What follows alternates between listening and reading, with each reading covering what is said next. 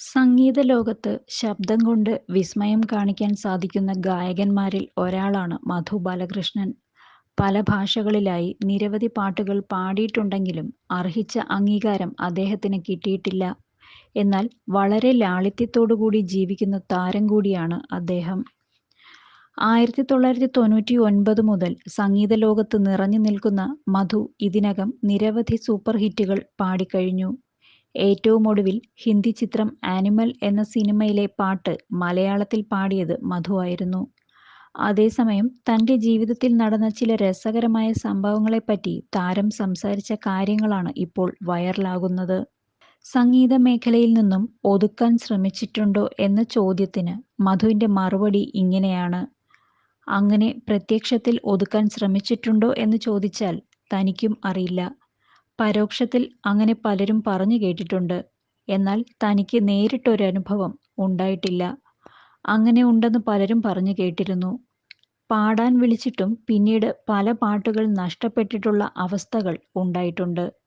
ഏതൊക്കെ പാട്ടുകളാണെന്ന് തനിക്ക് പറയാൻ സാധിക്കില്ല.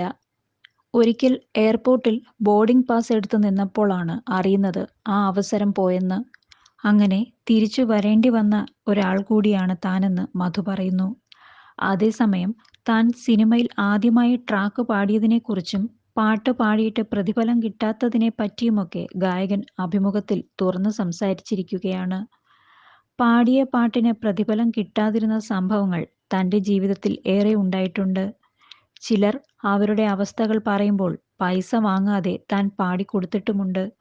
ഇന്ത്യക്ക് പുറത്തുള്ള ചില പരിപാടികൾക്ക് പങ്കെടുത്തതിൻ്റെ അടക്കം പൈസ കിട്ടാതിരുന്ന അവസ്ഥകളും തനിക്കുണ്ടായിട്ടുണ്ട് എന്ന് കരുതി ദേഷ്യം വരുന്ന ആളല്ല താനെന്നാണ് മധു പറയുന്നത്. പക്ഷേ ദേഷ്യം വന്നാൽ നല്ലതുപോലെ വരികയും കുറച്ച് സമയം കൊണ്ട് തന്നെ അത് മാറുകയും ചെയ്യുന്ന പ്രകൃതമാണ് തൻ്റേത്. എല്ലാവരെയും കണ്ണുമടച്ച് വിശ്വസിക്കുന്ന പ്രകൃതമായതുകൊണ്ട് അത്യാവശ്യം നല്ല പണികളും ജീവിതത്തിൽ വന്നിട്ടുണ്ടെന്ന് ഗായകൻ പറയുന്നു. ഇതിനിടയിൽ മദ്രാസിലെ വീട് തിരികെ കിട്ടിയോ എന്ന അവതാരകന്റെ ചോദ്യത്തിന് അതിനെപ്പറ്റിയും താരം വ്യക്തമാക്കി.